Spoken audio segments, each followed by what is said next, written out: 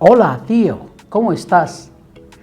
Are you a little afraid about DELE exam? Don't worry. Today we are going to talk about the same topic, DELE exam. What we are going to say? We are going to see what is DELE, what are the expectations on a general scale, and how to prepare so that the preparation curve becomes interesting or fun and adventure rather than a very horrible dream. This video is suitable for students from the level A1 up to the level of C1. The video is little longer, but believe me, it is going to be very useful for all of you. Vale, entonces, soldados, a la guerra. Vale, soldados. Now, before we begin to see what is DELE, I would like to give a disclaimer. As you can see in the slide, all the information that I have included in these slides as well as ahead is available on www.dele.org. And secondly, on a lighter note, whatever the activities I have suggested hence ahead are from my own experience, and although they don't guarantee you a success, they will take you to a touching distance of it. So you can or you should follow them. All right, so first let's see what is DELE. DELE, which is Diploma de Español como Lengua Extranjera, are the diplomas awarded by Ministry of Education, Culture and Sports, Government of Spain. The exam is conducted by Instituto Cervantes and Universidad de Salamanca, which both are located, the headquarters are located in Spain. Now let's see the exam pattern. What is the exam pattern? Every exam, as you can see from A1 to B2 and even a quite similar exam for C1, is divided into 4 parts: comprensión de lectura, expresión y interacción escritas, comprensión auditiva, and expresión e interacción orales. While lectura and escritas are grouped together, auditiva and orales are grouped together as well. You have to obtain at least 30 marks in each group in order to clear the exam. While every exam carries 25 marks, one group carries 50 marks, and we need at least 30 in each group to clear the exam. Okay? Now let's talk about the first part, which is comprensión de lectura. Now, as the name suggests, it is comprensión. So you have to comprehend.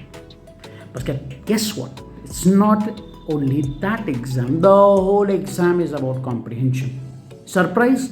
Well, every exam you will get a text that you have to comprehend, other than the other skills like the written skills or the listening skills or the oral skills that you are going to read. Now, how to prepare? First thing that comes to my mind is think about the whole course that you have studied, okay, of whichever level that you have studied. Think about all the topics that you have studied so far, because mostly every unit, every chapter has one topic, a central theme. Think about different situations. Think about different nouns, the adjectives, the situations that you can find yourself in such topics. Okay, it may not be so extensive. It can be very simple. Okay, but try to list them down. You can also find them in your own book. List them down, like the nouns, the adjectives, the verbs, and the phrases, or something else depending on your level. Okay. For example, if you have a theme called transporte, okay, so what are the verbs or words I would need? Autobús, carretera, coche, camión, carro, barato, conducir, aparcar, so on and so forth. I think you have got the gist, right? Now, expresión y interacción escritas. Now, as you can see in the title itself, it means expression. Why? Because you have to express your opinion about a topic, about a theme.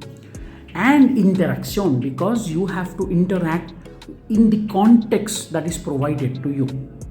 Now, whatever preparation you have done for comprehension, which is vocabulary, it is going to be very useful for you, even here in Escritas.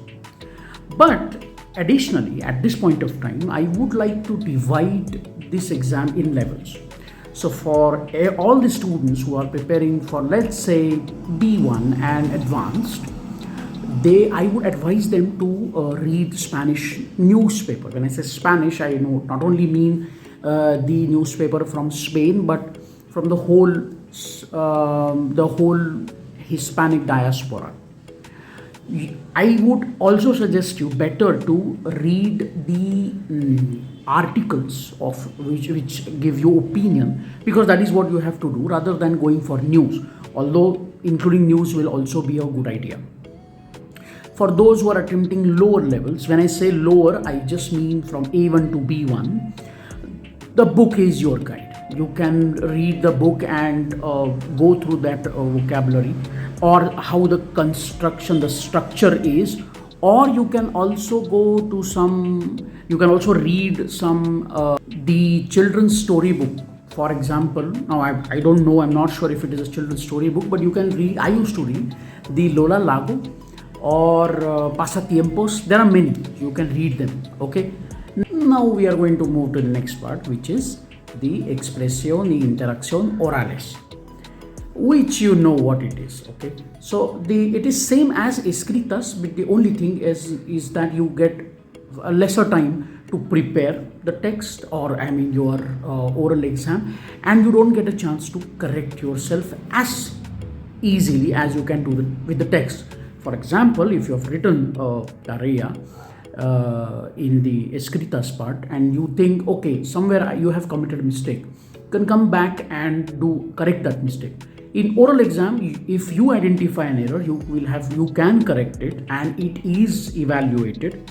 It will not be considered as an error, but you have a chance to do it there itself. Later on, you cannot come back and do it.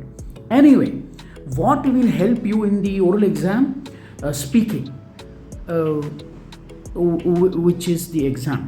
Anyway, so grab a friend, go for a coffee, go for a drink, do whatever you want to do, suck up to them and speak and interact. Okay, this reduces the stage fright. Okay, as Mr. Bachchan used to say, I eat Spanish, I talk Spanish, I sleep Spanish, because Spanish is a beautiful language and you have got an exam. Okay, so this will definitely help you out.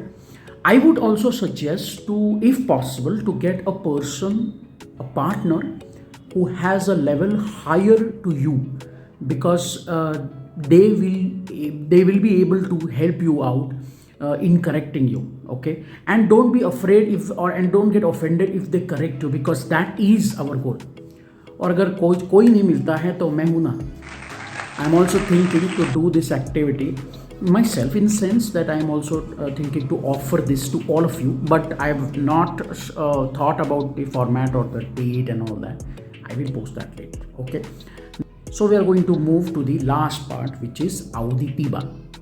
Now, I have always said this to my students, that auditiva comprises of two parts. One is listening, which is catching the accent, and secondly, comprehension. Okay, I know it sounds strange, but bear with me. See, for example, if I say you are going to appear to the exam, there are two things that you have done. First, you have heard and understood that I have said appear, one, and then you have assigned some sort of meaning to that. Okay, and thus you have understood what I have said. So if you don't have a stronger vocabulary, you will not be able to understand the audios. Again, like I said, comprehension is of prime importance throughout the exam.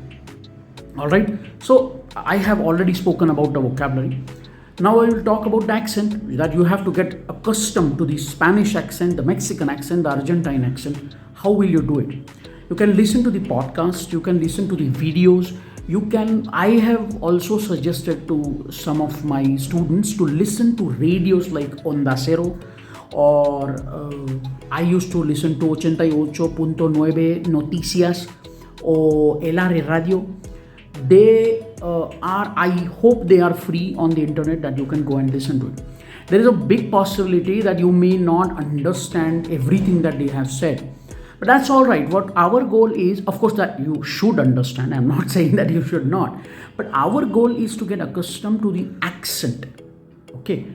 To increase our skill, our power to understand or catch the word rather than the meaning, which we are also interested. But if that does not happen, what happens is you will get nervous and you will just leave it. Nahi ho raha baba. Okay, so don't do that. Just be there, and I am absolutely sure that maybe if you listen to the radios like once or twice or thrice a day, maybe a week later you will start catching all the words and you will start understanding the meaning as well. All right, so now coming towards the end of this video, remember folks, DELE is an exam of your language proficiency. So what is important, I'm talking from the point of view of expression interaction, like orals and the written exam, because the rest of them, the context is already set, so you don't have to think. At the end of the day, because there are lots of myths, people say, okay, so this you have to use, then only, because one of my friend had told me, if there is a discussion in a tarea, do not cross them. No, you have to agree to whatever they say, and then you have to say yes. No, it's not like that. Don't put any restrictions. Nowhere DELE preparation says that you cannot oppose the examiner. You can very well do that. In fact, it shows the variety, the diversity of language that you have. So it is actually going to work in your favor. Having said that, don't fight with them, okay? Be very friendly with them. What I mean to say is that do not keep any restrictions, and be fluent and be natural, okay? I've always said that Spanish has to be learned the way Spanish has to be learned, rather than translating it from English. Now this is very complicated, it is very difficult to explain it right here, right now. But for example, if it's a summer, okay, if it is a summer day, a day in the summer, you have to say hace calor, which means that it's hot out there, okay? No other phrase, because it may mean something different. Sometimes it may also mean something offensive. All right. So lastly, I have told you that it has to be fun. So how is this fun? Whatever I have said, this is all study. What I have done, I would say in the last exam of my C2, is that I've enjoyed that preparation time. I did lots of things which were maybe not related to preparation but were Spanish. For example, I cooked dishes. Oh yes, I cooked arepas, I cooked paellas, I have cooked churros, okay, arroz con gris, and they were delicious. Believe me, I could have cleared that the same moment if the examiner would have tasted it. But anyway, what I mean to say is that enjoy that moment. If you like fashion, read about fashion, watch videos about fashion, listen to the podcast about fashion. If you like politics, read about that, okay, but in Spanish. So the whole world has to revolve around Spanish, and believe me, it is fun. It is very fun to do these things, because see, language is a field which exists everywhere, okay? So whatever your world is right now, it can be completely in Spanish. Think about that. There are students, one of my students who had also changed the language of the phone to Spanish. Later he came to me to change it back to English, but he did. So that is also a good, good way to do things in Spanish.